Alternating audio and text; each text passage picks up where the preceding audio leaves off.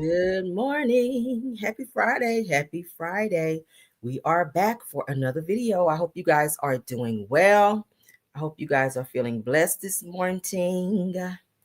I'm still getting over my little cold, but we are still here and ready for our show. It's Friday, y'all, my favorite day of the week. We're going to get on up out of here a little bit later. But for now, let's go ahead and get our topics out the way because we have a few things to talk about. Hey, Rose, my mod is here first. Rose is here first. Thank you, Rose, for being here. Deborah Banks, thanks for being here, love. Felicia, I see you in the building. Erica Butler, I see you. I see you. Good morning. T Cross is in the building. Good morning. Gail West is here. Good morning. Good morning. Annette Holden. Good morning. Lorraine Tyler. Brown Eyes is here.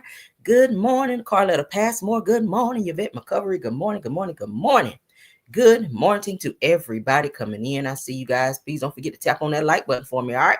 Lucille Greer. Good morning. Alan Ford. Good morning. Overcover I am 6. Good morning. Pamela Williams. Good morning. Ronnie. Good morning. Sexy Libra. Good morning. Be Wiser. Good morning. Nikki Nicole. Good morning. Purple Unicorn. That's a content creator. Y'all check her out. Good morning. Good morning. Nikki Nicole. I see ya. Angela Cuff. Good morning. Darnett Garner. Good morning. Say good morning, beautiful. Aye. Good morning. Joyce Pick. Good morning. Good morning. Good morning. Honeybee. Good Hunty Bee. Okay, I like that. Hunty Bee. Good morning. Ebony. Good morning. Henry Lee. Good morning. Sunny Days, good morning. That's the content creator. Y'all check her out. Delilah T, good morning. All right, let's get into our show. Do we have any birthdays this morning before we get started? If anyone has a birthday this morning, happy birthday. If we missed anyone yesterday, happy belated birthday. If you have an anniversary, happy anniversary. All right. Yes, and yes. Let's get on into the show. Hopefully you guys got your coffee and or tea and you're getting where you need to be. Thank you guys for joining. I see Arthur Johnson this morning. Good morning. Good morning. Okay. Good morning, lies, more lies. I see you in the building. Good morning. Let's go ahead and get started. Everything said in the video is alleged and in my opinion and is used for fair use and entertainment. All right. Let's get started. We got some good topics for you guys. I hope you guys are ready. Don't forget to like the video. All right. Don't forget to like the video. You know the video is going to be good. Go ahead and like it. All right. Let's get started. Now, these teachers out here, honey, these teachers are doing the absolute most, and we got to bring awareness and or keep awareness out there. Now, according to our CMPD, which is Charlotte Mecklenburg Police Department, they have a football coach. All right, Charlotte Mecklenburg school football coach who is arrested for forcing a 13-year-old's hand down his pants. What's wrong with these damn teachers? What's wrong with these teachers? Parents, talk to your kids. Make sure you are aware of what's going on with your kids because these teachers, honey, be doing the fucking most. They're sleeping with kids now.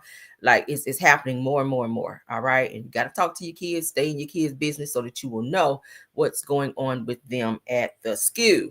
Now, it says that a former volunteer football coach at a Charlotte middle school was arrested for the alleged sexual assault of a student, according to police. Now, on August the 4th, CMPD responded to a reported juvenile sexual assault in Northeast Charlotte. It says that the victim's mother told officers that her 13-year-old son was sexually assaulted. Okay, his name is Shamir Kayvon Leroy Sims. That's a long name. On August the 1st. Now, according to CMPD, Sims previously worked at Alexander Graham Middle School, where the victim attends class. And it says that the victim told CMPD that he received a Snapchat message from Sims around 7:30 a.m. that said, "In your hood." Now, it says that the teen spotted Sims in a gold SUV at the intersection of Oak Drive and Spring Haven Drive. It says that after greeting Sims, the victim alleges that Sims forced his hand into Sims' pants. Now, the boy was able to pull away and ran home, telling his mother about the incident. Said the officers found that the chat GPT screenshot on the victim's phone, asking the website how he should tell his mom that he was sexually assaulted by his coach. It says that the victim's mother got in her car and saw Sims, according to police. It says that the woman said when she circled back around to confront him, Sims' SUV was gone. So he knew his ass was in trouble. Now, I said that Sims, who is 22, was arrested and charged with one count of indecent liberties with a student, Now, Charlotte Mecklenburg Schools told CMPD that Sims was a former employee at Alexander Middle School and that his employment was terminated in June of 2025 for unknown reasons. Probably the same shit. It said that according to a CMPD of affidavit, that Sims also served as volunteer football coach at Kennedy Middle School. A CMS spokesperson clarified that he no longer is serving in that capacity as well. So he probably tried another student. Obviously, this person has an issue. He does not need to be around any kids. All right. Now, Sims was arrested on Wednesday and transferred to the Mecklenburg County Jail for processing. He posted a $20,000 bond, according to jail records. So he is out to do that same shit again. Parents, watch your kids, talk to your kids, educate your children on if something inappropriate is said and or done to them, that they are to talk about it. Don't keep it as a secret, because most violators, they train kids and or probe kids to not talk about and or tell things so that they can protect themselves when they are violating children. All right. Educate them to not keep secrets. If somebody tell you to keep this secret, most of the time it's something you should tell. Most of the time, if not all. All right. Teach your kids, educate them on no one is supposed to touch them. No one is supposed to be in the bathroom with them when they're at school. All right. If that happens, then that should be reported. Your children should know how to use the bathroom when they go to school on their own. And that will eliminate. Go ahead and start, teaching them early how to take care of themselves, so that teachers and other faculty don't have to be in there unless they have some type of disability. All right. That's it. And that's all. Let's get about that, child. All right. So another teacher. This must be teacher day. I don't know. This is Friday. Let's get into some stuff. This is something. It's kind of good and bad, but we're going to talk about it anyway, because some of these parents that be dropping these kids off at school, and some of the stuff y'all have on is very unpresentable. All right. Period. I know you be trying to jump up real quick though on something and take your kids to school, but please be mindful that some of the stuff y'all wear is inappropriate. You shouldn't be taking your kids to school, dropping them off, and your ass cheeks be out in the back with some of this tight and overly revealing stuff, because children are there as well. Children should not see that. All right. You can't just throw on some shorts right quick and a presentable shirt when you take your kids. Then yeah, probably find somebody else to drop them off, okay, or let them get on the bus. Now, it says the elementary school principal who suggested that a dress code for parents at a school resigns from the job. Says that the school board takes the idea and then makes it a new rule. So he resigns after they pressed him about him bringing it to their attention as an idea, but then he turned around and resigns, but then they turn around and make it a rule. All right, you guys get that? All right. So Texas elementary school principal resigns after his controversial statement about parents having a dress code when showing up to campus. Said the school board then takes the idea 1 week after his resignation. Ain't that convenient? Now, said a dress for success even as a guest. Said bottoms up, no sagging pants, short shorts, etc. I agree. Said save the sleepwear and bonnets at home.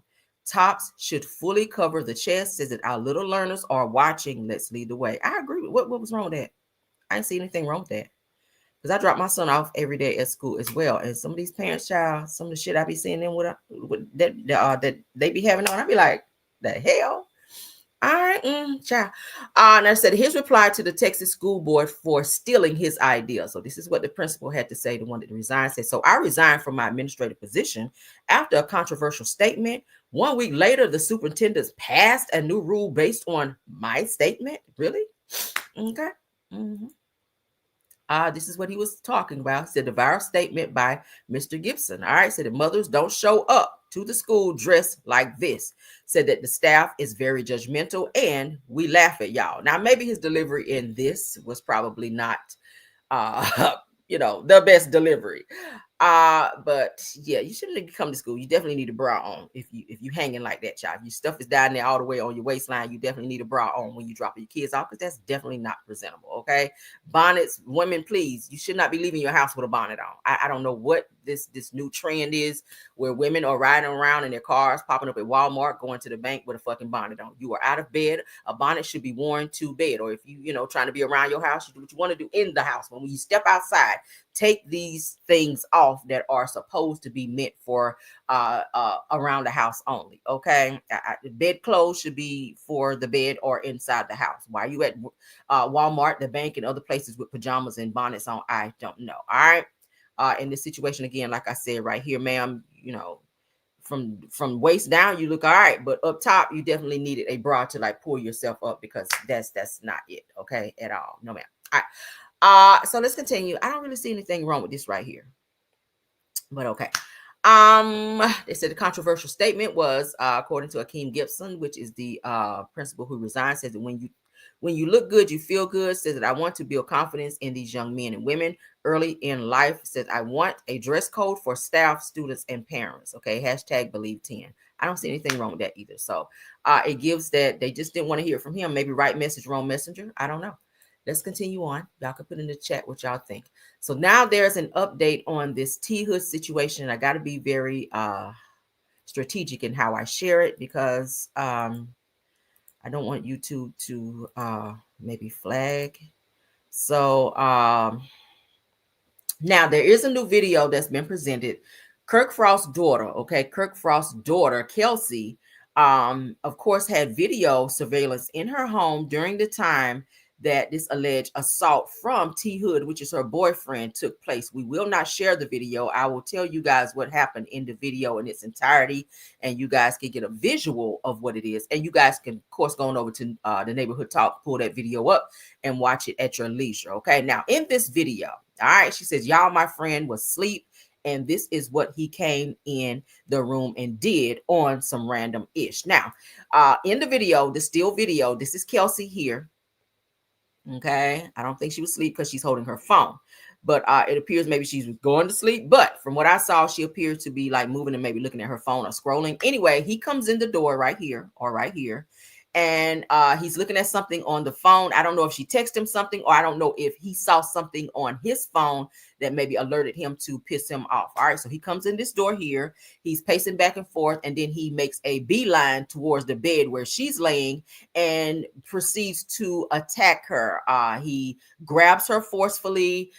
She tries to get him off her. He then starts punching her as he would punch a man. All right, he looks like he punched her in the face. He had to punch her in the face because according to the pictures, her lip is very badly busted and bruised. She has marks all over her face, neck, and other areas. So he really assaulted her, physically assaulted her very, very bad. All right. Now, I think she did at that point in time send a message out to her brothers, which is Kirk Frost's son, in addition to Kirk and Rashida's son, to come over and regulate things after T Hood, which you guys see here is hugging her. This is Kelsey, Kirk Frost's daughter, at which things went left. Okay, so I'm going to, let's go ahead and read it. Let's go ahead and read. Now, it said that the situation surrounding the unaliving of Georgia rapper T Hood, boyfriend of Kirk Frost's daughter, Kelsey Frost, got even messier. Now, it says that a newly surfaced video allegedly shows T Hood physically abusing Kelsey before his unaliving. Now, all says that along with the clip, text message have leaked that appear to be from Kelsey telling his mother to come get his belongings because, according to her, he kept putting his hands on her. We're going to look at that here in a second. The mother seemed very oblivious. I showed you guys messages yesterday where she finally spoke out about the situation. She said, hey, Kirk Frost's son, unalive my son, he needs to be arrested. We're not going to stop until he's arrested. And even when as far as saying, y'all, please do not go down there and support Kirk and Rashida at their restaurant. And please stop watching Love and Hip Hop. Don't support the show because their son unalive my son. She was on that. I shared that with you guys yesterday. Let's continue. All right. So now it says, as we told you guys, T Hood's real name, Tevin Hood, was pow and unalive on August the 8th after an alleged dispute outside his home. Kelsey has publicly denied having anything to do with the pow, and despite her brother being a person of interest, now said that she's called the online rumors weird and sick while expressing heartbreak over losing the love of her life, which of course is T Hood. Now it says that now with this video and the alleged text making the rounds on social media is in shambles, says that some says that this could change the way people look at the case. Nevertheless, someone's life was taken in this, so I imagine some charges will be made because of course Rashida's son did leave wherever he was and went to their location. It said that this young man T Hood did reside at said location, so Rashida's son went to his location in terms of where he lived and took his life. So there still may be charges in addition to. We're going to look at a post after this one that's kind of sort of like this situation, and this person is serving prison time, and I pulled that for a reason.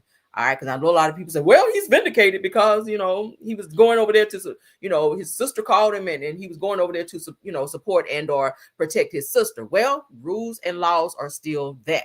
You can't just take somebody's life, unless you are trying to defend your own. Now, if you're going over there to defend your sister because she's fighting with a boyfriend and you unalive that boyfriend, you still might have some charges. All right. Now, if he pulls something on you while you're over there, you got to keep in mind you are on his property. He lives there. So I don't know. It's a sketchy situation. Let's continue, though. Let's continue. I got to go fast. All right. So this is the post to T Hood's mother from Kelsey. All right. Kelsey is Kirk Frost's daughter, the one who was being assaulted by T Hood. All right. Let's get into it. Kelsey says to Yolanda, which is T Hood's mama, said that your son putting his hands on me. Can you have someone send an Uber for his belongings? Sound like she putting him out. It sounds like her place. Says that he's not going to be able to come back here anymore. And I would like to Uber the stuff to y'all while he's on the way. So the mama's only response to all of this that was just said to her about her son was, okay, thanks. It sounds like there's been several incidences in the past where he may have done the same thing to her. And the family, of course, they don't give a fuck because her only response is, okay, thanks. Not, oh my God, he put his hands on you. Why would he do that? I'm going to have a conversation with him because I didn't raise my son that way. Y'all know. So let's continue. She says in response to the mother saying, okay, thanks. No problem. Thanks again for everything. She goes on, she meaning Kelsey says that, hey, I'm not fond of anybody breaking my belongings or nothing. It's rude. Says that pushing me, slamming my doors, trying to pop my car tires. Damn. Says that ripping my camera out of the wall. And he did that because he knew his ass was on video surveillance, AB using her. Now says that nobody is helping me when it comes to him being, domestic is what she's saying to the mother. You don't see the mom responding to that. So she knows, a mother knows her son. Again, I don't feel like this is the same. I don't feel like this is the only interaction domestically that they've had and that the family actually knows about. So it sounds like there is a history of assault in this relationship. I really wish that she wouldn't have stayed in this because now somebody's life has been lost and she got kind of banged up pretty bad. All right. Now I had to fly through that. Okay. I had to fly through that. All right. So it said the cops say that T Hood's powwowing and unalive could possibly be a case of self-defense as investigation continues. We don't know yet. We got to wait and see what the investigation and the court say in this. We don't know. We don't want to say anybody's going to be guilty because we don't know. We don't know. But if you guys want to look more into that, you can. Now I'm going to go back and read to you guys what T Hood mom had to say because she did respond. All right. I kind of read it for you guys yesterday. I wanted to pull it again today, because she was on this victim shit like her son was just the nicest son in the whole wide world. But this girl just got finished telling you that your son, right here in the pink jacket, that your son was putting hands on her, breaking her shit up, snatching her stuff out the wall, her camera out the wall, and even tried to puncture her tires. All right, just over there spazzing out on her. And obviously he beat her pretty bad because she had bruises to show it. She showed the pictures where her lip was very badly beat. Her looked like you could tell he hit her in the face because she had the marks here around her eye, was very swollen, bruises there. She had bruises all over her neck and other areas as well. So upon her brother coming over there, this young man here, Rashida's son, upon him coming over there and probably seeing his sister banged up like that, he probably did snap off on his ass as a brother should. Okay. But let's get into what is being said. All right, so this says T Hood's unalive and is getting more coverage than Malcolm Jamal Warner. Says that the streets ain't going to stop. Says that we want the unaliver. All right, let's continue. Shout out to ATL Top 20. All right, so it says that no amount of money can replace my son. This is what Yolanda, which is T Hood's mother, has to say. All right, it says no amount of money can replace my son. Stop playing with me. Hashtag justice for T Hood. Yolanda Bandy, which is T Hood's mother, goes on to say that call Gwinnett County Police Department and push for justice for T Hood. We're calling every day, all day until y'all arrest his unaliver. Yolanda Bandy down here also goes on to say that hashtag justice for T Hood, hashtag Gwinnett Police do your job. Okay. Y'all see that? So she made a few posts. She finally spoke out to say, hey, I want Rashida's son arrested. Okay. All right. Something else. All right. Yeah, it was more. I knew it was more. All right. So she also goes on to say, family and friends, guess what? The Gwinnett County Police Department is protecting the Frost family. Says that I talked to the detective, said that no updates is what he said. What the F? Like, this is crazy. Said that they picked Kai up, meaning Rashida's son, which is Kai, and questioned him and then let him go. Said that he pow-powed T Hood 7 times as he walked away. Said to keep this post coming and we will not let this be unalived. Says that justice for T Hood. Don't support anything that has the Faust name on it. No Faust Bistro, no Pressed, nothing and nobody. Please do not look at Love and Hip Hop until we get answers about my son. So she is disparaging people from supporting anything related to Kurt and Rashida and or their family. All right. So Rhonda Elaine Pittman says, on behalf of Yolanda Bandy and family, please adhere to her request. So Yolanda Bandy here is T Hood's mother. Said, good morning. I need all family and friends to post justice for my son, T Hood. The unaliver is out on the street. Says that Kai Frost think that he can just get away because of famous parents. Says that people, please don't shop at Frost Bistro. See, they're doing it again. And Pressed Clothing Store. Don't watch Love and Hip Hop Atlanta until they can explain why my son was unalived. All right. Yolanda Bandy again says, good morning. I'm still waiting on the detective to call. No answers, but we all know the truth. God, please help me. Says that I can't sleep or eat. My son was unalived as he walked away. Let's stop there. Now that we've seen the video, now that I've seen the video, you guys can go watch it at your leisure. Okay. Where did he walk? Well, he probably walked away after he did all the things that we saw him do. Now I get a clearer understanding of how things kind of transpired, because he was very aggressive. He was punching this girl like she was a fucking man. That I do not agree with. I don't like DV in any way, shape, or form. He shouldn't have put his hands on her, period. And I'm not saying that his life should have been taken. But what I'm saying is, if she has brothers, if brothers do what brothers supposed to do. I got brothers, so it's up and stuck if some shit like that happens to me, which that never will. But brothers are natural protectors, especially if they have a sister. Okay, they're supposed to step in and protect. But unfortunately, things ended, where somebody's life was taken. Says that who pow someone in the back 5 times. Now you just said right here 5 times. On my last post that I read says 7 times. You said that he powed him 7 times on my other post. Yes, it is. He powed T Hood 7 times as he walked away. Now over here, said that who pow someone in the back 5 times and unalive them, and you out on the street. Said that what kind of world is this? Said, let's go, people. Justice for T Hood. So I get it that you want justice for your son, but you also have to understand this is T Hood's mother here in the middle. This is Rashida's son, who is the alleged powman. This is T Hood, whose life was taken for putting hands on Rashida and on Kurt Frost's daughter. All right. Again, if there should be justice, I feel it should be served. But I do feel like Kai Frost was protecting his sister in this situation, where your son, Miss Yolanda Bandy, was being very much so abusive towards Kelsey Frost. And we saw it on video. Thank God she had video surveillance up in her home to prove and show what was going on. Do I feel like, again, that this was the first time? I do not feel like that. And the fact that you were so nonchalant and totally oblivious to the fact that she's telling you all the things that your son did, and your only response was, oh, okay, thank you. You didn't seem shocked. You didn't seem concerned. You didn't say, oh, I'm coming over there because I just know my son did not do no shit like that. I know he didn't put his hands on you. I didn't see that. So save it. Okay, save it. Now, Tasha K made a post that was very interesting. I wanted to share as related to this incident as well. What up, schoolboy? What up, schoolboy? This whole situation is crazy.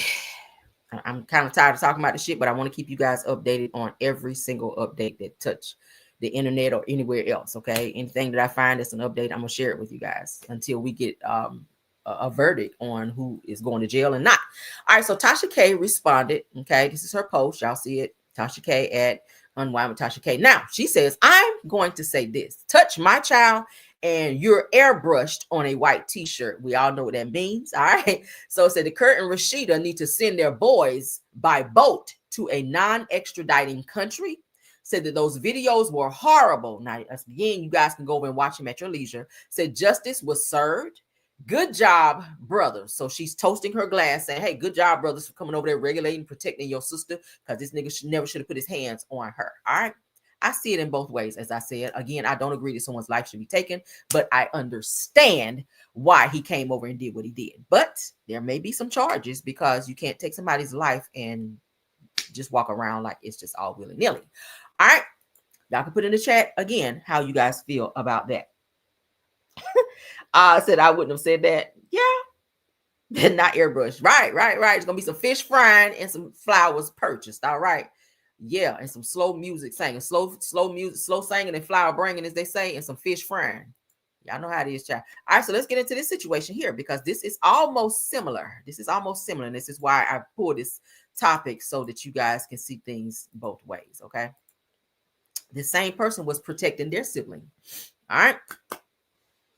All right, so a Detroit woman is held on a $2.5 million bond for fatally pow-powing two men at Foot Locker while they were jumping her brother. She speaks out. She says that I do not deserve to be incarcerated. She says that I'll be home soon. Now, in the video, which I will not show because it's teen too much, they appear to be, when I say they, excuse me, about to sneeze. They, meaning the sister and the brother, appear to be getting ready to walk into a Foot Locker store when several guys jump out and proceed to jump the brother. The sister then runs to the car, grabs a pow-pow, comes back and proceeds to pow-pow at those jumping her brother, pow-powing a few people, okay? Let's go ahead and read into what's said, and then we'll play video. All right. Now, Tiana Taylor is keeping hope alive. Said the footage of a video call with her has been released, and she's very optimistic that she'll be released from jail soon. So if you recall, the now 20-year-old woman was arrested back in early May after fatally pow-powing two men outside of an East Point, Michigan Foot Locker. Now, during a dispute outside of the store, her brother was attacked by multiple men, resulting in Taylor obtaining a firearm and pow-powing three of them. She was protecting her brother. Protecting her brother.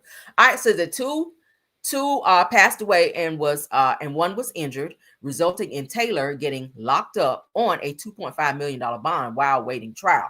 Now, it said that during the call, said that she claims that she does not deserve to be incarcerated and encouraged social media users to continue donating and writing to her support pages, saying their positive words are the only thing that keeps her going most days. All right. That says that Taylor says that being incarcerated has caused great hardship in her life. Being away from my family and loved ones has made a big difference in my life at 20 years old, she says in her video. Now, it says after telling users that she didn't deserve to be here, she encouraged them to continue donating in support of her release. Now, it says anything that you can and will be anything that you can, I guess she meant give, will greatly be appreciated. All right. It says that prayers up for all the families affected by this tragedy. Said that hopefully she's able to make bail before her trial because fighting a double homicide charge is no joke. So she is facing a lot of time here.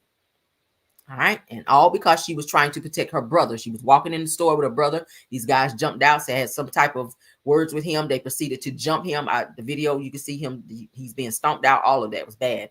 She was trying to stop him from fighting her brother. She ran to the car, got the pow-pow, came back and just start blasting. All right. And in terms of doing that, I think it was two people was hit and unalive. One was very badly hurt. So they did take her in because she was only protecting her brother. All right. I just want to continue to thank you all for the love and support you all have been giving me through this difficult time. It has truly kept me going most days. As many of you may know, while being away from my family and loved ones has made a big difference in my life at 20 years old, and also has caused hardship as I do not deserve to be incarcerated. So if y'all can keep donating to my GoFundMe, anything you can will be greatly appreciated. Also, if you follow my support page, support Tiana Taylor. I read and respond to all of the guys, whether it's a letter or a positive comment. It doesn't go unseen. I also want to thank the supporters who have money on my books. And with that being said, I just want you all to continue to keep me in your prayers and send in the love and support you have been. Love, Tiana Taylor. I'll be home soon. Supporters, I just want to continue to thank you. Okay. Let's see. All right, so this is where the incident took place. I was like, oh, thank God there's no video. All right. But this is where the incident took place. Again, she and her brother were going in the Foot Locker, and some guys that had some beef with him spotted him and proceeded to, multiple guys, like 5 of them guys in the video. 5 people jumped one person. And she was just like, oh, hell no. All right. She was trying to, first you saw her, she was pushing them off her brother. That didn't work. They just kept, and it became more and more aggressive. She ran to the car, got her piece, came back and just started firing. And unfortunately, 2 people did lose their lives, and one was very badly injured. The other ones took off running when the pow took place. Okay, but she is now serving time until she's waiting her trial, and her bond is 2.5 million. It's high as fuck. I don't know how she gonna get that money up, but baby, again, she was just protecting her brother. And in the other case with Rashida's son, they were protecting their sister. So somebody still might go to jail behind this situation. They still may go to jail behind it. We're going to just keep our ears to the streets and see how this pan out. And like I said, as we get updates, I will update you guys as well. All right. Continuing on. It's unfortunate. Because, as family members, especially if you have siblings, it's automatic that you're going to, I was raised, you guys take up for each other. If you see something happening to one, y'all jump in and you protect the other. And that's just how I was raised. My mentality is that way when it comes to me, family members too, cousins too. I told y'all about how growing up in high school, some girls was going to jump my cousin, and it was all over the school. And I didn't even ride the bus, but that particular day I rode the bus home because I said, oh no, the fuck, they not about to, multiple girls about to jump my cousin. I rode the bus that day, and baby, hands were thrown. I said, no, I'm protecting me and mine. If I get expelled, I'm protecting my cousin. And we did that thing, baby. You hear me? And it was a whole bunch of us too. We had a bunch of cousins. Oh, we fought that day, baby. Oh, baby, we fought that day. We sure did. I said, oh, nah, they not about to jump like that, baby. We all about to come up on this thing. But let's continue on. All right, an Ohio man, okay, arrested twice and hit with assault charges, okay, for knowingly having sex with multiple individuals without disclosing his HIV positive status, said that there may be more. Now, the only reason I'm posting this because I know a lot of people out in the dating scene. You may have ran across this person. You may know this person. You may know someone that know this person. I'm putting this up for awareness purposes only. You have to be careful. If you're out dating, please protect yourself. Please go and get tested if you are being sexually active with someone, and encourage them to do the same. You must know their status nowadays because people don't disclose what their medical situation is. And then you can go out here trying to date somebody and being in love and having a relationship and wind up catching something from someone who's being selfish and knowingly giving something that they have that can be deadly. And that is a crime. If someone has an STD or something HIV related, you can definitely go to jail for that because that is a crime. All right, let's go ahead and read into what it has to say. Says the dating scenes are diabolical and is. Now, a man is behind bars for not disclosing his status while engaging in sexual acts more than once. Now, he is now facing multiple charges and is tagged with a $100,000 bond. His bond should be higher. Now, how old girl get 2.5 and he get only 100,000? Weird. Now, according to Fox 19, what's his name? Coleraine Township received a report on May the 1st that 37-year-old Troy Taylor had knowingly engaged in sexual activity with a victim without disclosing his HIV positive status. Now, Taylor was then arrested on July 14th and charged with second-degree felonious assault. Said that, well, he initially posted bond, but things took an even bigger turn as authorities continued to investigate. Said the new details revealed that there were more alleged victims, which caused Taylor to be indicted on additional charges on July 23rd. Now, all of the offenses took place from June of 2023 to this past March, rather, according to the indictment. Now, Taylor was rearrested, for the new charges on August the 6th, which just 2 days before his birthday. Because he was going to be out there holding around on his birthday again, passing that shit on to somebody else. Now, said that due to HIPAA, said authorities cannot release the identities of the victims or disclose how many victims there are. That sounds like a lot, though. It sounds like a lot. Now, it says in Ohio, no person with knowledge that the person has tested positive as a carrier of a virus that causes acquired immunodeficiency syndrome, which we know is HIV. All right, says it shall knowingly do any of the following: engage in sexual conduct with other persons without disclosing that knowledge to the other person prior to engaging in the sexual conduct, according to state law. Says that Ohio is also one of 5 states that may require that Taylor be registered as a sex offender if he's convicted. Taylor could be facing 8 to 12 years in jail. All right. I don't feel like that's enough because that's a person's life. You knowingly did this. It's kind of like premeditated unaliving, if you will. That's how you got to look at it, because eventually, if you don't know you have something and you don't know how long that this virus has laid dormant in your body and begin to break your body down, that particular virus. Okay, it will break your body, your system down. And if you don't know and go get tested, and you find out later on when you're in the later stages, it could be very fatal. So 12 years is not enough. Up to, or he could face 8 to 12 years. Nah, that's not enough. I feel like he should be in there for life. Okay, yeah, I do. I'm sorry. You do some shit like that, you should not be on the streets. You are dangerous. It's no different than a person taking a pow and unaliving you. All right, let's move on. Ooh, child. Y'all, this cold is trying to kick my butt, but I'm pressing on. Oh my God. All right, so a Black woman is fired after exposing coworkers for selling driver's license to illegal immigrants for $200. What's going on with our people, Lord? Everybody trying to find a side hustle. Unfortunately for you, that's against the law. Let's get into it. What was going on? The undocumented workers would come into the office in groups. They would provide them either permits or driver's license illegally. So they would bypass without even taking the test. How much? $200 a person. Up to 5 times a day, she says. Was this an everyday thing? Almost, yes. I first reported on the driver's license fraud investigation in April after getting my hands on one of the state's revocation letters. We learned the transportation cabinet sent more than 1,500 of them in 5 months, telling drivers their license was issued in error and must be returned or they could be criminally charged. At the time, state officials confirmed at least 2 terminations, and ongoing state and federal investigations focused on the NIA Center in West Louisville and the E-Town license branch. But they denied all of our records requests, withholding 2,300 documents on the fraud. Mormon's story fills in the blanks. I found out it may have been going on for a couple of years before it was found out.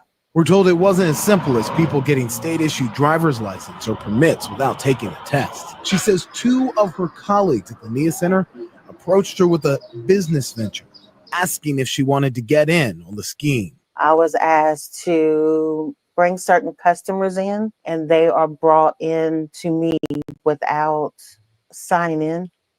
And you would scan their documents as usual. Documents made to look legitimate, like birth certificates and social security cards, according to the letter she wrote to the state. But a key to pulling off this scheme. All right, let's read this. Let's read this. It said that someone will have birth. She said that some will have birth certificates, social security cards, statements, and bills that are made to look legitimate. So all this shit is fraud.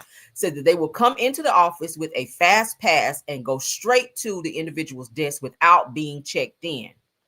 That's suspicious right there. Said it was set up as normal. Said they issue the customer and scan the documents as normal. Said that they would pay you directly for the transaction as normal. However, said the additional payments will be made for the individual for the service. All right. So as you guys may see, $200 is being paid for illegal immigrants to get license. Okay, to get their driver's license. Was making sure the required Homeland Security screening was never run. I start getting these emails saying, are you doing this? Are you doing this? Are you doing this? And that's where it unraveled.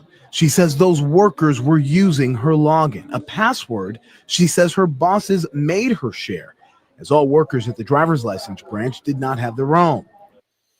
Bam, bam, bam. Let's stop. I don't want to work nowhere if I have a passcode to get into a system, especially when it's this type of system. All right. And someone else has and can use my password all willy-nilly. All right. Hell no. I would have a problem with that, because what's to say that somebody could put the wrong information in under my login, and then I'm looking crazy or do some illegal activity, as we see right now on my screen. No one should be sharing passwords at all at a job. That's the whole point of you getting a fucking password, to get into the system so that they can track who is in the system when and where. They can tell when you were in the system what you were doing by tracking your login. That's why you should have your own fucking login. And if you're sharing logins at work, I wouldn't do it, because if some illegal activity is being done by someone else that you work with, you could also be in trouble as well. It could be tracked back to you, and charges could be filed if that's the case, because you're not supposed to be tapping into systems. Okay, with the line of work that I do, no one could get my password. I don't even want to. If I'm logging into my computer, don't even stand over me while I'm logging in. You feel me? And every so many days, you're supposed to change your login to something else, just to protect and make sure nobody's able to go in under your login. All right, let's continue. This is crazy. Mormon was training to be. How did it work? What was going on? The undocumented workers would come into the office in groups. They would provide them either permits or driver's license illegally. So they will bypass without even taking the test. How much? $200 a person. Up to 5 times a day, she says. Y'all wonder why y'all got some non-driving motherfuckers on the road, don't know the rules and regulations of the road. They probably ran into somebody like this where they done paid them $200 to just give them their license versus going through the system like everyone else has to do, and take driver's tests and study for the test at that, to know what to do at an intersection, what to do here, whatever goes into getting your driver's license. So gonna be a lot of people probably being prosecuted for that, because you are that's a fraudulent activity, and the fact that you took money behind it, yeah, that's your ass. And then she crazy because you are sharing, you done got fired for allowing other people to share your password and or login, and they doing the shit under your login. So yeah, girl, no. All right, let's continue. As you guys can see, honey, it's always a mess. It's always a mess. Speaking of mess, Diddy. Diddy. I guess we're gonna talk about him every week. I want to go through a whole week without talking about Diddy. I really want to do that, but he's always popping up on some bullshit. Let's get into it. All right, so you guys know who this person is. Sarah, honey, from Making the Band, or The Band. All right, y'all remember her with the guys in the group. Y'all remember the show Making the Band. That's Sarah. So a judge dismisses all 22 counts in Sarah Rivers' lawsuit against Diddy after she accused him of racketeering, harassment, and more. Now, her attorney says that they plan to appeal this case. Let's go ahead and read into what they're saying. If you guys have watched Art of Dialogue, shout out to him on YouTube. I love him. All right. He have Gene Deal and so many other people who have worked with Diddy, like Fred and Chopper be on there doing interviews and telling things that we didn't even know, stuff that was going on behind the scenes on the show Making the Band that they were actually on. Y'all remember Babs? I actually follow Babs. I be talking back and forth to Babs. She's mad cool. But Sarah is said to have had some type of sexual relationship while the show was being filmed on Making the Band. Allegedly, that's what was said by Chopper. Chopper said that everybody in the group knew about it. Said that Diddy would text Sarah at 2-3 o'clock in the morning, and she would get up and go like upstairs to where Diddy would be, and that she would come back and her hair would be all disheveled, and you can tell. Y'all know how it look after you look like you don't got your wig knocked off, got your back cracked real good. And said that when she would come back downstairs to where everybody else was, you could tell that she had something done, and she was up there with Diddy for quite some time, and that Diddy was up there Diddying. All right. She might have been doing some FOs, allegedly. I don't know. But also it said that she was also sleeping with Freddie P. Y'all remember Freddie P. that was in the group, The Band, as well. Said that and Chopper said he didn't believe it. So they did some type of bet. Chopper and Freddie P did a bet to where Fred was going to go ahead and have Sarah come over, and they were going to be, sleeping together. So he says upon he setting up something for Sarah to come and sleep with him, that said if Sarah was, of course, on top of him, they were doing their thing, and he left the door cracked. All right. And he left it was like some paper or something on the floor. But anyway, so Fred and Sarah was in the bed doing their thing, and Chopper walked in. All right, Sarah was going at it. He said Sarah was going at it. She didn't even realize that he walked in. She was on top doing her thing. And he said he stepped on a paper wrapper or something on the floor, and it distracted her when she turned around and saw him, and she just went crazy, like, oh my God, what are you doing here? And begged him not to tell anybody. Okay, it's a whole interview out there. Y'all can go look at it. I tell no lies. I was just like, oh my God, I never knew that. Whole time, Sarah was married with like 3-4 kids. If y'all watched Making the Band, y'all know that Sarah was married. Her husband was on the show. They knew who her husband was because he would be there. And now I said it makes sense now why Fred and it was like, you shouldn't be here. They kept telling her husband he shouldn't be there. They didn't want him there. Well, he was sleeping with his wife. That's why you didn't want him there. All right. And then the way Diddy would be treating her. And now it all makes sense hearing all this stuff from behind the scenes in terms of how they would be acting and how Sarah was acting. It all makes sense now because she was sleeping with them. All right. I said, well, damn. They said Sarah was a little loose girl, and she was sleeping with people in the industry as well while she was married, allegedly. But let's go ahead and read into this, because I was just like, yo, I never knew that. So they said that Diddy is on a roll. Now, according to TMZ, and shout out to Neighborhood Talk right here, says that a judge has thrown out 22 counts for Sarah Rivers, formerly of the band, made against Diddy, said the Bad Boy Records and his counterparts. Give me 1 second, y'all. Give me 1 second. Let me give me some tissue. Hold on.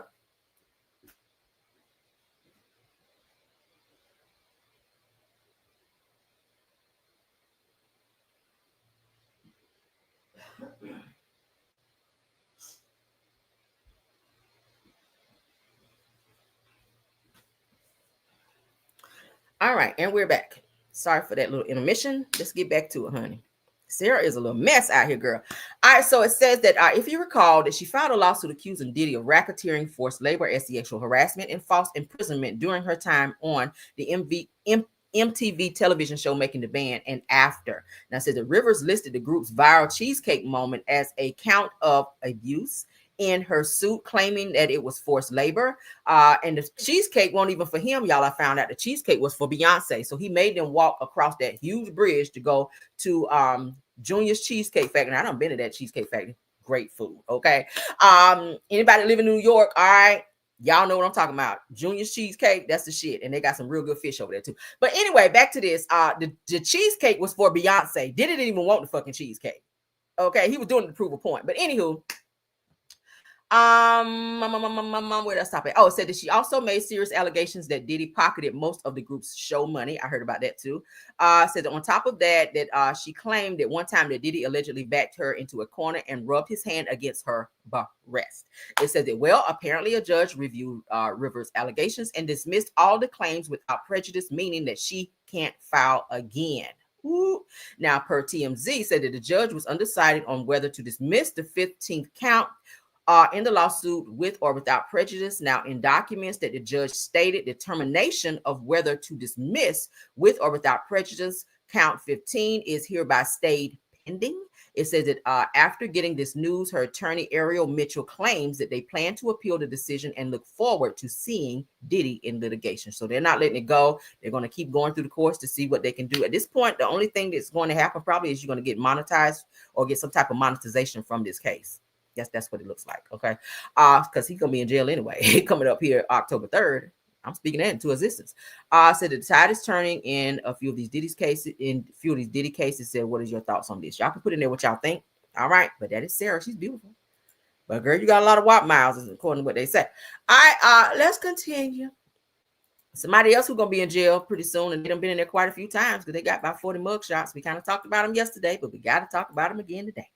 All right, Tommy Lee with her crazy ass from Love and Hip Hop Atlanta reveals after her sit down with Nene Leakes that she has a warrant in Atlanta, honey, and that she is actually on the run. Okay, I would have said that shit in the interview.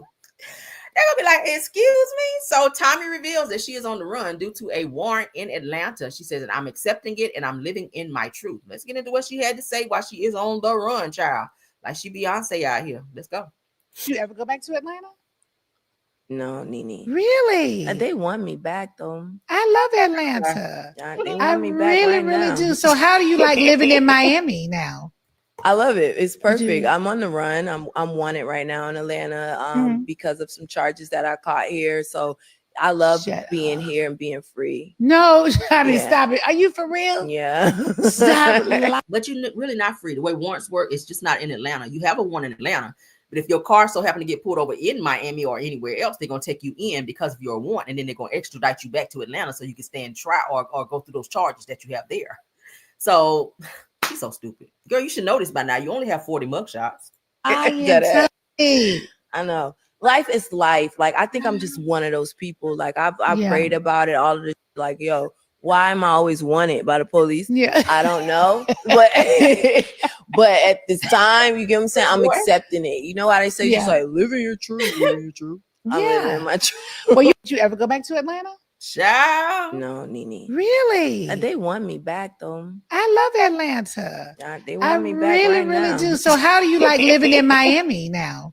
I love it. It's perfect. I'm on the run. I'm wanted right now in Atlanta because of some charges that I caught here. So I love being here and being free. No, Johnny, stop it. Are you for real? Yeah.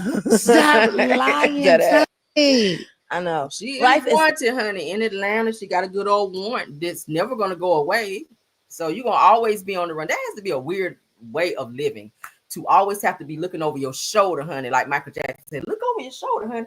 To always have to be looking over your shoulder because you got warrants and all this other stuff. Like, Tommy, you too old for this shit. You are a mother of grown children. At some point in time, you should get your life together and focus on staying out of jail and not doing shit that's going to have warrants against you, sis. Like, come on, seriously. You too old for this shit. You in your 40s. Like, it's time to grow up. Grow up, sis. Now you on the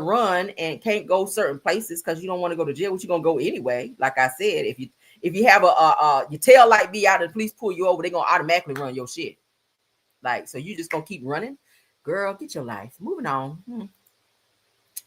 I somebody who is getting ready to go to jail as well for being a felon and having a pow, none other than rapper Boosie, got some bad news. Well, it's not bad news. It's good and bad news for him. Because you got to take care of your kids out here. But his baby mama, honey, done dug all up and through his pockets. So his pocket's about to be like rabbit ears after she took him to court for child support. Now, after a year-long battle with his child's mother, that a judge has ordered that Boosie pay $4,000 a month for his 9-year-old daughter, said that both Boosie and the child's mother were ordered to have joint custody. So you guys can see here on my screen, shout out to Spade TV Official for posting that. I saw that this morning. I was like, oh, he's about to go to jail. He was trying to get he's trying to go on tour and get his money up so that he can make sure that things are taken care of while he's away doing his fed time. But now it appears that does he have blood on his shirt? Like blood on his shirt right here. Weird. I just caught that. But it appears that he will while he's on tour, go ahead and take that $4,000 out for whatever you make on stage, because you got to pay your baby mama, because that's gonna be another charge if you don't pay that, because it's ordered. All right. So shout out to Boosie. I hope everything work out for you, love. Moving on. All right, somebody else, child, who is in love. They spin the block on their husband, honey, and they're getting ready to get married again. Shout out to Eva, honey. Shout out to Eva from Love, and I'm not Love, from Real Housewives of Atlanta. Y'all remember she was on Real Housewives of Atlanta. She and Eva Marcille, honey, she and her husband, Michael Sterling, are set to get married again. So they get ready to have another wedding, y'all. What y'all think? Y'all know they rekindled and spin the block on each other. They in love again. Y'all know Eva filed for divorce a couple years ago. I want to say like 3 years ago. And she realized, hey, I don't want to live without Mike. He never moved on. He always made it very much so known that he was still in love with Eva and he did not want to have anyone else and that she was the love of his life. Well, I think his persistence paid off because Eva came back and now they are getting ready to plan a wedding to, I guess, rekindle their romance. What y'all think? I see we need a jam session after this post. We're going to jump on it. Thank you so much, Rose. So they said Eva and Mike Sterling, honey, they have rekindled their romance on the rise. It said that 2 years after, well, it's 2 years, not 3, 2 years after their divorce, said that Real Housewives of Atlanta alum Eva Marcille and her ex-husband Michael Sterling appeared to be reigniting their love story. Now, Eva recently shared an intimate glimpse of their renewed bond on Instagram, calling Michael Sterling my forever and celebrating life together with their children in what she describes as her happy place or her happiest place. All right. But word on the curb is that she is planning a very lavish wedding for them to get remarried and recommit their family again. I love it. Like I said, child, as long as he ain't putting his hands on you and being AB Yusuf, work that shit out. If y'all just having some arguments here and there and disagreements, you're gonna have those. But if you can be with someone that you love and y'all can fix that thing and go back and spin a block, do it. I've never done it, but hey, maybe that's just not for me. I don't know. Everybody's tolerance level is not the same, but I'm happy for them nevertheless. Shout out to What's the Tea Today. All right, moving along. What y'all think about that?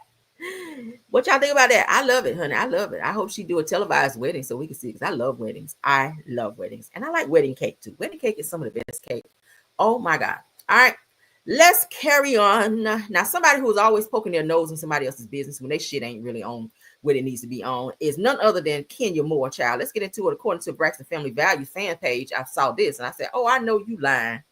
I know Kenya lying. Now, they said that Kenya Moore recently threw some shade at Porsha, stating that she just isn't the smartest person when it comes to anything. Now, they said that Kenya claims that if Porsha had been smart, that she would have gotten Simon to pay off her previous home during their marriage. Now, they said instead that Porsha has now listed that home because she can't afford to keep up 2 mortgages. Now, according to Kenya, said that Porsha is also struggling to maintain the $7 million home that she once shared with Simon, which reportedly has multiple tax liens against it, all while still being responsible for the mortgage on her former property, the one that her mother lived in. Now, y'all know that Porsha listed her home that she purchased after divorcing or getting divorced from Cordell Stewart as $1.8 million. That house is still listed. And I keep saying, baby, take it off the market and move your ass back up in there. All right. Also, y'all know she's trying to get approved for Simon's house. The one is for $7 million, but Simon just threw a monkey wrench in there for not paying his attorneys from his previous divorce, and now they've slapped a $205,000 lien on said home. Porsha has already made a statement saying that she is not paying for it or paying for anyone else's mistakes. So maybe she's going to bow out gracefully as it relates to trying to get approved for this $7 million home. Like, are there not other $7 million homes in Atlanta that she can maybe go and try to finance or be approved for? Why this house? And I get it. You don't want to move. Moving is a fucking headache. All right. You got to pack all that shit up. You got to get a mover to come in. You got to box all that, your things that you don't want to get broke. You got to wrap those a certain type of way. Then when you get the shit to the location, when you find a place, you got to unpack it. You got to put it where it's a fucking headache. So I get that part of maybe why she doesn't want to move. And then she has her youngest daughter as well. Her daughter's in school now. So moving is definitely going to be a headache now. But I really feel like right message, wrong messenger. Kenya, you should not be talking about anyone because you got some shit going on with your house as well. All right, some liens and some shit going on. Mark Daly done moved his ass from New York to Atlanta now to be closer to Kenya out here. Now he lives in Atlanta. You couldn't get the nigga to move to Atlanta when you was married to him, but now he broke, busted, and disgusted. Your money looking funny. You losing everything. Now he done came to be another burden, financial burden on you. He might be staying in the house with her. They say he moved from New York. Now he is living in Atlanta. Somewhere he always said he never wanted to live. She begged him to move to Atlanta when they got married, and he refused. So now that his shit is gone downhill, he done lost his business. He done got evicted from where he was living. Now he done moved his ass to Atlanta, talking about he want to be closer to his child. Oh, okay. And now they're divorced officially, and now she's getting ready to be going to court and is getting evicted from her Kenya hair care spot that she barely had open 2 years.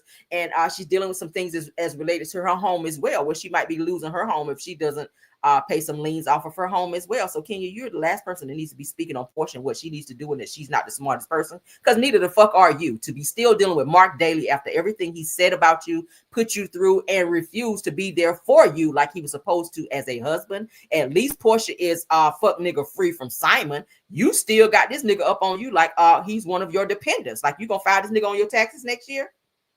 Seriously. You don't let him move in. Probably staying in your house. I feel like he's staying in your house because the way he walked up on your live when you went live, it gives that he might be in the house. But anything, child, anything for Selena. All right, bitch, get out of here. You should not be speaking about no one's life until you get your own shit together. Moving on. All right, so again, Braxton Family Values fan page. I like them because they be having some updated shit and we got to talk about. So let's get into it. All right, for those of you that don't follow them on Facebook, follow them because they do be having a lot of updated tea. All right, let's give them their credit though, because Mimi Faust is speaking out on some shit that was going on Love and Hip Hop when she was on the show. She claims, let's get into it. She reveals Mimi Faust, you guys know who she is, that was with Stevie. She has a daughter with Stevie. She was the other woman when Jocelyn Hernandez, aka Chanelica Bettencourt, which is what her mama named her, was messing around with Stevie. Wow. As the maid, as they called her, Mimi Faust was with Stevie. So y'all know that. So Mimi reveals that she was severely underpaid during her time on Love and Hip Hop Atlanta, being locked into a 9-year contract that left her with little or to no room to negotiate. Now, I said that she shared that despite being publicly humiliated on national television, that she was forced to continue working under those conditions without proper compensation. All right. So that Mimi explained that many times that many people rather assume reality TV stars are millionaires, but in reality, most cast members live paycheck to paycheck like someone working a regular 9-to-5. I believe that. Look at Scrappy. How long he been on reality TV? How long he been on Love and Hip Hop Atlanta, and the nigga still don't own a house. He's still out here renting. He's still out here. I don't think he got a car. Like, he's still out here just struggling. Stevie J too. And other people that we see on the show. All right. Mimi, she has her own businesses and stuff. She's, doing her thing. But she said during the time that she was on the show and signed that 9-year contract while she was on there humiliating herself, being called a maid and being cheated on by Stevie and disrespected by Jocelyn and everybody else. She was not being paid what she felt she deserved. So weird. I mean, you did agree to a contract to and for that to be your storyline, so you knew full well going into it what you were getting into before you got into it. So I mean, and you also knew what you were going to be paid prior to being on the show. So I mean, looking back on it, yeah, it is kind of fucked up that you had to go through that for 9 years for a contract that you signed. Okay, maybe you should have an attorney look at your things next time and kind of explain it to you. You know this is what you're signing, right? Okay. As anyone should if you sign on a contract, especially for 9 years. That's a long time. But yeah, what y'all think about this post? You can put in there what y'all think. I feel like you signed up for the bullshit, honey. I really do. And that situation did kind of catapult you where you are in your career, because nobody knew who the fuck Mimi Faust was until you, Jocelyn, and Stevie J got up there with that triangle bullshit that y'all were in. All right. Somebody else who get on my damn nerves, and that is none other than shout out to Real Housewives of Atlanta fan page. All right, let's share this because this was interesting. We've been talking about Ralph and Drew.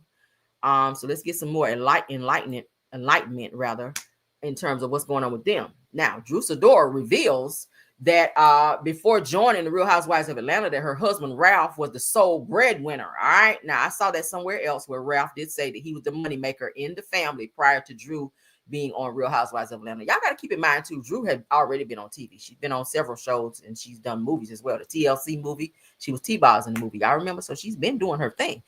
Noting that it's no secret that actresses often don't make a lot of money. This is what they're saying. Now, they said that she shared that with each season on the show that her income grew and eventually started surpassing Ralph's money. All right, which she says made him feel intimidated. Let's stop. Who that sound like? Y'all put in the chat. I ain't giving no hints, and I know y'all gonna get it right. Who that sound like? Who that sound like? Intimidated, child. He was intimidated because her star began to rise on the show. TMC, you so smart. All right, now, according to Drew, Ralph is an alpha male who likes to have control over everything. Who else that sound like? Said that even going so far as to ask for assets or access rather to her bank accounts and financial statements. Who tried to do that when Mel didn't want his ass no more? Martell wanted to know what Melody made in all of her accounts and even tried to get some sugar mama money. Y'all remember? Now, she emphasized that she wants to encourage women to work hard and remain independent and never get too comfortable relying on a man, and always have your own or secure your own. I agree with that. Don't ever put your eggs all in one basket. I feel like Ralph, as long as Drew was under him and making less than him, I feel like he felt he was the man. And a lot of men become and feel demasculated when their woman start to make more money and become more independent and feel like the man or they don't need them. Okay, I don't feel like it's that. I feel like this is what 2025 women are out here running things. We're bosses now. We're doing our shit, and it doesn't mean that we don't need the man. Okay, but you feel a lot of men still have that old mentality in terms of, oh, I should make the most money because I don't feel that a woman would respect me if she makes more than me. I said, Farty Marty. What do y'all think about that? You have some men that have that mentality. I feel like that's why Tiana Taylor and Amon Shumpert, I feel like that's why they broke up, because Tiana's money was longer than his. He came in, worked, playing in the NBA. He had a lot of money then. When that situation died out, he tried to start a music career. He just couldn't get it, here. Meanwhile, Tiana was like this, baby, in the industry. Money just pouring in. She's on red carpets doing her shit. He would be standing back jealous of her. And I feel like that's why their relationship turned out the way that it was. I mean, he knew the agreement that they, she would give him hall passes to go and be with people, and he would let her know, hey, this is who I want to be with, or if you want to come watch, whatever the case may be. They had an arrangement in terms of them having threesomes and stuff like that. He went out and cheated. So the arrangement, and I feel like he did it as a get back. That's why I feel like he did it as a get back. And then when she decided to follow through the divorce, it made him bitter and angry, kind of like how Martell was with Melody. Martell felt that Melody should have stayed with him, even though he went out and had a whole side baby and had his side chick talking shit to her and publicly disrespecting her and her children. And when Melody put her foot down and decided, I'm not putting up with this shit no more, I'm out of here, I don't need this in order to be happy or have a man, then he became bitter and tried to pulled her down as well. So I feel like this is what Ralph is trying to do to Drew, because she's found her niche. Her music is doing well. She's doing well on the show. She's a regular now on the show. She's got her peach. She has some other things going on. And I feel like he's bothered by that, because now he has this mentality of, I made you. If it wasn't for me, then you wouldn't. I don't like that, because I feel like she possesses her own talents. Talents and gifts come from God, not you, motherfucker. Sit back and encourage your wife. Okay. Pat her on the back, say, hey, baby, yeah, you doing it, because when you win, she win as well, and vice versa. And I don't know why people don't see that. If I win, you win. Why is this I in a relationship? Ralph is a fuck nigga, just like Martell and any other man who mistreat their wives because they surpass them in whatever capacity. Okay, let's move on. Let's get into some TMZ news. All right, Jussie Lyett. We got to get into him because y'all know the two guys. Let me see, can I get rid of this stupid ass ad? Because I can't stand ads. All right, so let's get into it. Y'all know that whole hoax situation that happened with Jussie and those two guys, the two black guys. All right, let's go ahead and read into that because TMZ dropped something on that. Y'all know Jussie is still out here. I told y'all yesterday he came back still saying that it was a whole lie. That whatever happened.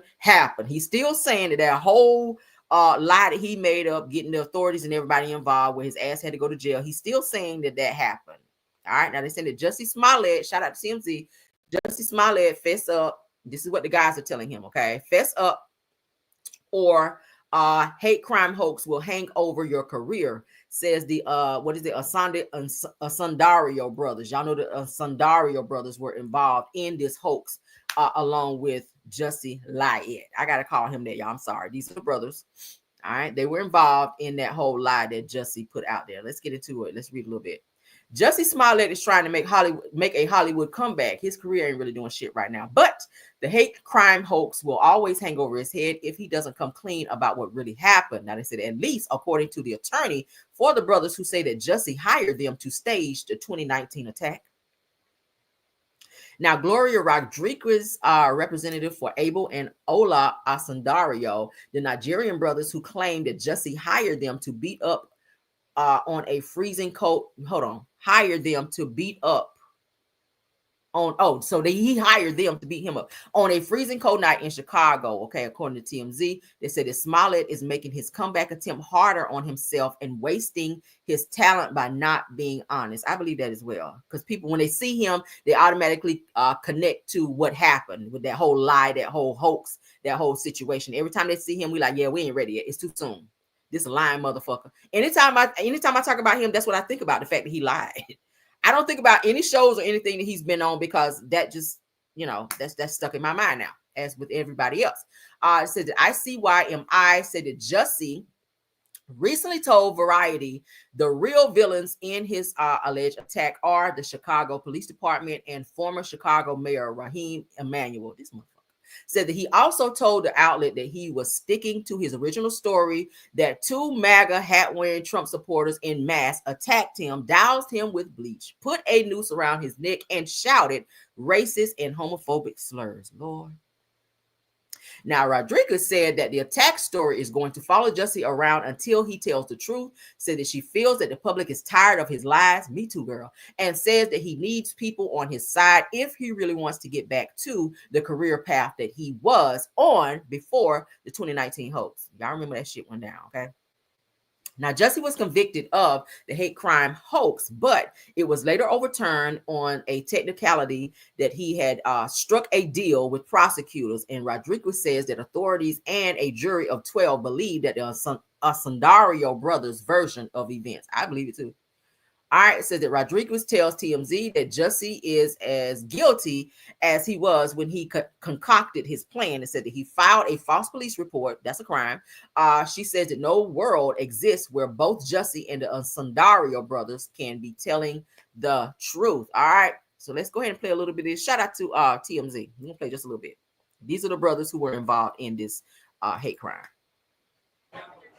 After this ad, okay? Let's see what they got to say. Shut up. First off, your thought about this decision from the courts. We were taken aback initially, not because of the Supreme Court's decision, but because Jussie never admitted guilt. We understand that he has due process rights and double jeopardy shouldn't and is not allowed in America. However, Jussie should have admitted guilt, and that's where we stand. So the real injustice here was the sweetheart deal he was given by Kim Fox's office at the beginning of all of this. He did all these network interviews. He said how white MAGA people are out to kill him because he was gay and black. We're in the middle of the George Floyd riots. This was a blowtorch to blow up American society and further that cause and make him more famous. That's the big deal, isn't it? Yes, it is a big deal. And the problem is If it was a regular Smo Joe, John Doe, or Ola Oshundairo, he would not get that deal. Jussie got that deal because he has influence and power. So it shows that there are two different citizens in America, one with power and one without. And that's why he got that sweetheart deal. Have you talked to him since, Ola? Did he ever pay you guys? We have not spoken to him since. Yes, he did pay us at first. He still owes us $500, but I don't think we're ever going to see that. Yeah, but it wasn't. Yeah. It wasn't about the money. It was not about the money at all. It was more so us helping out a friend. Do you know anyone that believes him? Do you know anyone that believes Jussie Smollett was telling the truth, Ola? Not a single soul. I do. I'm sorry. I do see people online that still has his back, but no, in my immediate circle, nobody believes him. Yeah, not even Pinocchio. Abel, let me ask you something. When he told you about it, did you realize this was an absolute farce that would never come off, that no one would believe it?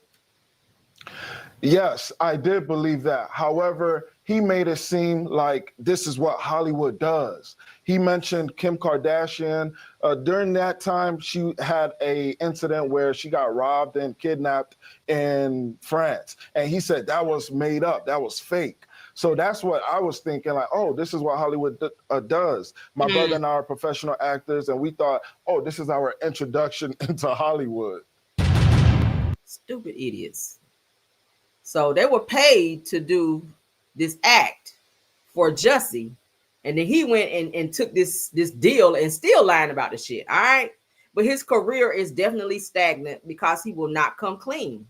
Okay, he will not come clean, and even if he does come clean, it's still not gonna help his career because people gonna be like, "This lying motherfucker. We knew you were lying.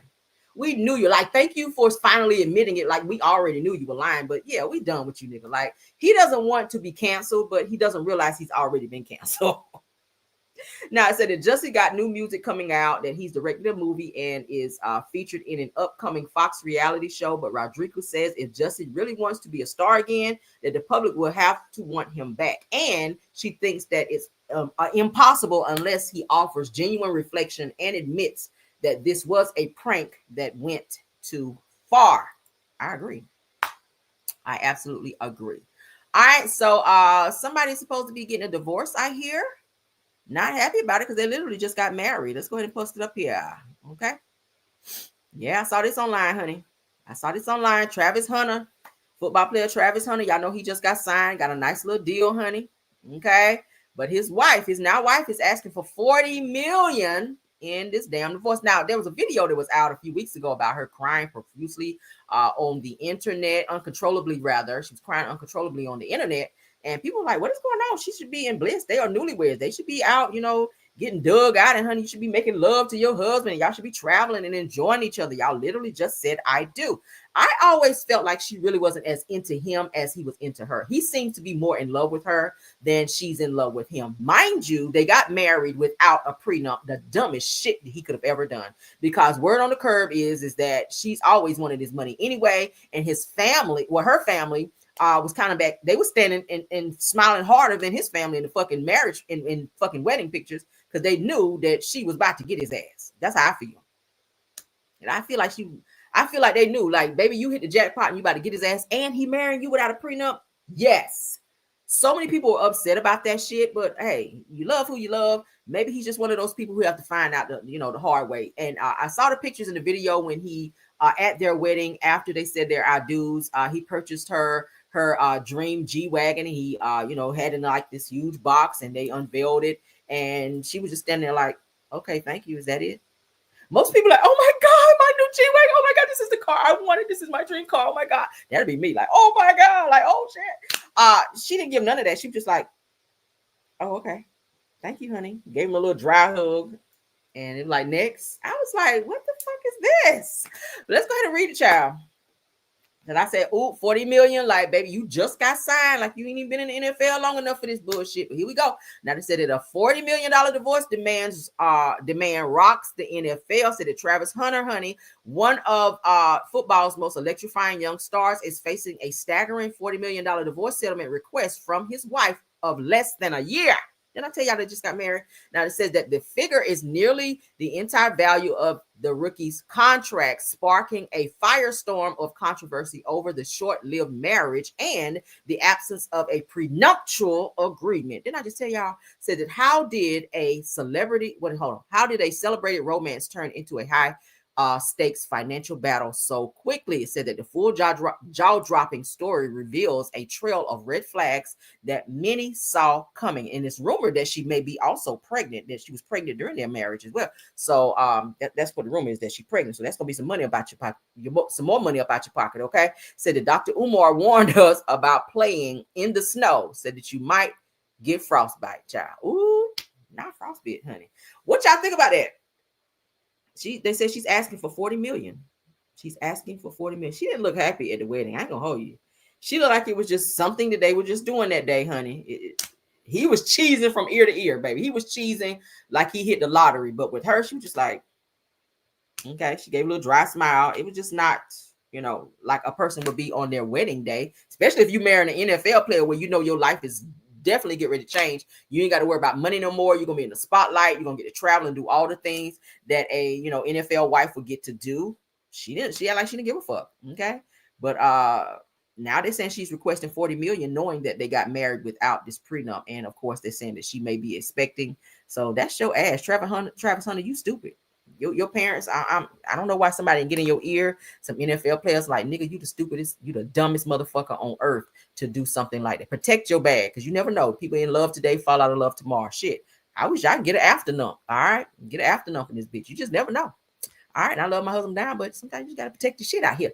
All right, and I know he got me. I ain't worried about none of that. Ain't no issues, nothing that going on. But I'm just saying, you just gotta protect your shit sometime. But marrying somebody nowadays without a prenup, especially when you're sitting on that type of money, 40 million, 40 racks, 40 million, whatever, you got to protect your shit, because that's the first thing that a person go after when shit go left is your fucking money. So now you're going to be walking around with your pockets like rabbit ears because you done fell in love with a damn Black Widow over here. All right, what y'all think about that? Let's get home out of here, child, because the more I look at her, the more it makes me mad. I feel like that's my money. Shit. All right, moving right along. As you guys know, speaking of money, y'all know Tiana Taylor had to pay her raggedy ass baby daddy $70,000 because it says for legal fees after being found in contempt of court. All right, let's go ahead and share it. I kind of talked about it yesterday. We're gonna play a video of what she has to say, and then we're gonna get on out of here. All right, I ain't gonna hold y'all long today because I'm tired of talking. I'm tired of talking, so y'all don't really feel too good. I'm gonna work half a day today, and I'm gonna get the hell on out of here. So let's see. Tiana Taylor ordered to pay Iman Shumpert $70,000 for legal fees after being found in contempt of court. Let's get into what she had to say. All right. Now, y'all know the two of them, as I told y'all yesterday, he's been trying to get her arrested and vice versa. All right. They've been filing all these damn motions through the courts, and it's looking like the judge said, hey, pay him $70,000 because you did violate. All right. So they've been fighting back and forth since their divorce has been dissolved, and it's still just back and forth with them. And I really hope that they just move forward, just raise the kids, as I said yesterday. But let's get into what she had to say. A divorce, not too much on my best friend. We're still doing this. We're still doing that. This is my buddy. This is my da da da da. I've done nothing but try to protect us. So the fact that you are okay with the world thinking that I took you for everything that you had, have the world thinking that I tried to get you locked up, sitting here playing victim. Let me explain something to y'all about people. For people that's saying, oh, well, what would Iman get out of leaking these rumors that make him look bad? Some people are okay with looking bad just as long as you look worse. Okay? Y'all have to understand that. Okay. Y'all have to understand that. Before this divorce, during this divorce, and after this divorce, I protected that man with all I had in me. Before y'all even knew that we was ever getting a divorce. Child. Said that the order noted that Taylor had refused to answer questions from Shumpert inquiring about her assets and her income. Here you go again. Why you need to know what she making? Further stated that such information was completely irrelevant to any issue. Said that the court noted that Taylor has or will appear in no less than 3 movies since the divorce judgment was filed in July of 2025. Additionally, she has been cast and will appear in a television series beginning in fall of 2025 U.S. Weekly. So he's still counting her money, and they are divorced. Wow. So she got to fork over $70,000. All All right, so let's read, y'all. Let me get my good reading skills on so we can get on out here. Now, a source close to the situation told the Shade Room, and shout out to them, said that the court did not find Tiana Taylor guilty of any wrongdoing, said that Iman's allegations that she took the children or verbally assaulted him were unproven, said that the only matter addressed was a procedural violation for speaking publicly on IG Live to defend herself against false narratives. All right, he's such a bitch. Said that the court awarded Iman $70,000 in legal fees, deciding that based on Tiana's professional success and income, she could afford to pay. Says while Iman's reported earnings showed that he could not. Said that this amount was tied solely to the IG Live violation. His other requests for attorney's fees were denied. Now, I said that Tiana's motion against Iman was denied after key evidence in her favor was excluded following objections from his legal team. Now, Iman and his attorneys repeatedly pushed for jail time. Why? And sought to make an example of her. Now, the courts denied that request as well, said that this was not a victory on merit, but a ruling based on technicality. What y'all think about that? That's what she had to say. Let's go one more time. Before you had to say, y'all even knew that we was ever getting a divorce. Not too much on my best friend. We're still doing this. We're still doing that. This is my buddy. This is my da da da da. I've done nothing but try to protect us. So the fact that you are okay with the world thinking that I took you for everything that you had the world thinking that I tried to get you locked up, sitting here playing victim. Let me explain something to y'all about people. For people that's saying, oh, well, what would Iman get out of leaking these rumors that make him look bad? Some people are okay with looking bad just as long as you look worse. Okay? Y'all have to understand that. Y'all have to understand that. That's a word. Some people are okay with you looking bad as long as you look worse. Some people are okay with looking bad as long as they make you look worse. That's pretty much what she's saying. I agree with that. Before this divorce, during this divorce, and after this divorce, I protected that man with all I had in me. Before y'all. Now, if you guys remember too, because I covered when they initially announced to the public that they were, well, he announced, because she said that they had already filed for divorce and everything was being handled out of the public eye. She did not want it to be on social media. She did not want it to be public at all. She wanted to quietly get their divorce and move on with their life and do them. She said he brought that shit to social media. He was running around telling all of the intricate details of their divorce, and he wasn't supposed to do that. They agreed that it would be quiet, but he got bitter. He got mad because she was steady going through with that fucking divorce, and she would not, you know, I guess, not do the divorce. She would not, I guess, say, hey, we're going to work this out.